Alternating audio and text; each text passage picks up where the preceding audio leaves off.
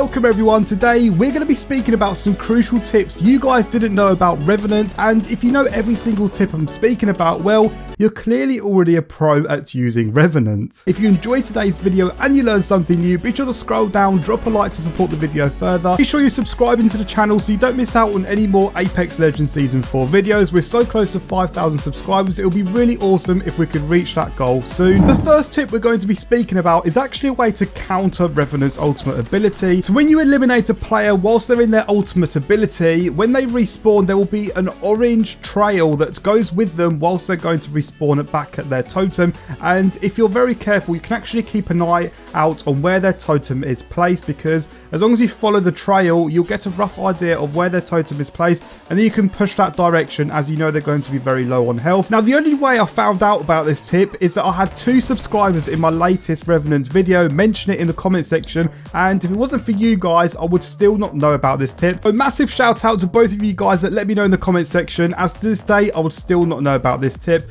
But as you guys can see in firing range, I'll show you guys an example on what to expect. In open space areas you can detect exactly where the totem is going to be placed, but when you're in buildings or very close quarter areas it's a bit harder to actually determine where the totem is going to be, but you can always predict roughly where the area is going to be because this orange trail you can't see it through walls. But if you eliminate an enemy in a building and you see that orange trail go towards the right side, you know that the beacon is going to be on that right side, and the totem can only be placed so far before it won't work. I personally think this shouldn't be accessible to enemy players as it gives your location off easily, but at the moment not many people know of this tip, so I guess abuse it whilst you can. So the next tip we're going to be speaking about, which not many people know, is that you can throw your tactical ability and a grenade at the exact same time. Why is this good? Well, a lot of times when you're throwing grenades, enemies either like to void using the Wraith or they like to use Pathfinder's grapple to get away from that grenade,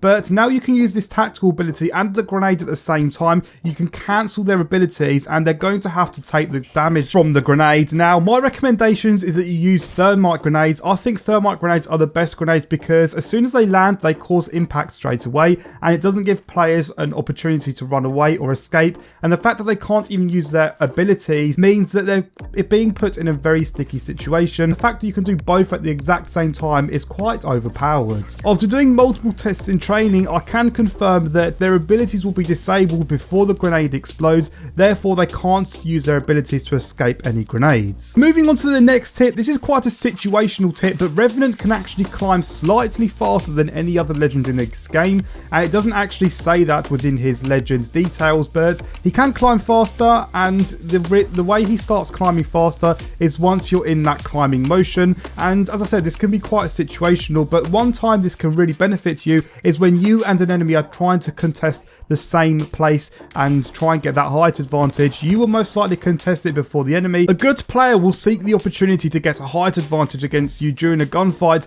and they will jump on pretty much anything that gives them that height, whether it be a car, whether it be a crate, so you can actually contest it faster than the enemy if you're both trying to contest it at the same time. But just bear in mind that the speed will start picking up once you're in that climbing animation. It won't pick up straight away, and that's when Revenant will start excelling over other legends. I would also like to mention that you can aim at where you want to throw your tactical ability through your iron sights or through your scope, but I don't want to give it too much of a mention as I don't see this being any real benefit or game changing tip. And with that out of the way, let's jump straight into the next tip. Now believe it or not, Revenant can actually merge very well with other legends, and something I've been enjoying when using this legend is combining it with Wraith's ultimate ability. So if we take a look at this picture that I've created, it gives you a better example of how I've combined Wraith's ultimate ability with Revenant's ultimate ability. Now in the beginning stage you essentially want to use Wraith's ultimate ability to flank on opponents and get opponents closer,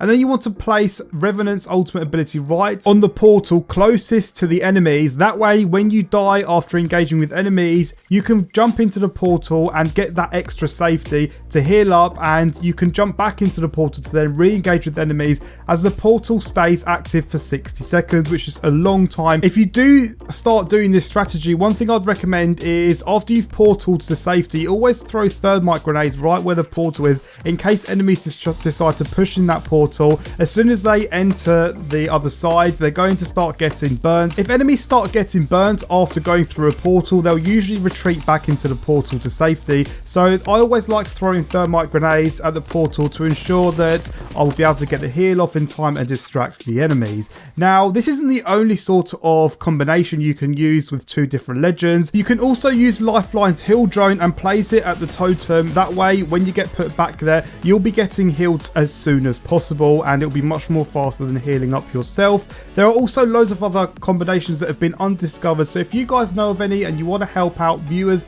be sure to let me know down below in the comment section. And the last thing I want to speak about, which isn't necessarily a tip, it's more some advice, is that Revenant has a low profile and he will take 5% more damage from enemies, and some people are still unaware of the fact that he's got a low profile. So I wanted to let you guys know that you need to be aware of things like snipers and also taking too much damage, as that 5% increase is actually a lot when it comes to in-game gunfights. So things like strafing, abusing the cover to your advantage around you, and also loads of other things like crouch strafing, crouch spamming. All of these things are going to be very crucial when using this legend, and I have loads of tips surrounding gunfights, how to dodge bullets on my channel. So if you feel like you need some advice with them sort of things, be sure to check my channel out. I have so many videos covering strafing, using the cover to your advantage, all of that good stuff. So I'm going to wrap this video up here. As always, if you did enjoy today's video and you learned something new, be sure to drop a like. Likes always support my videos a significant amount.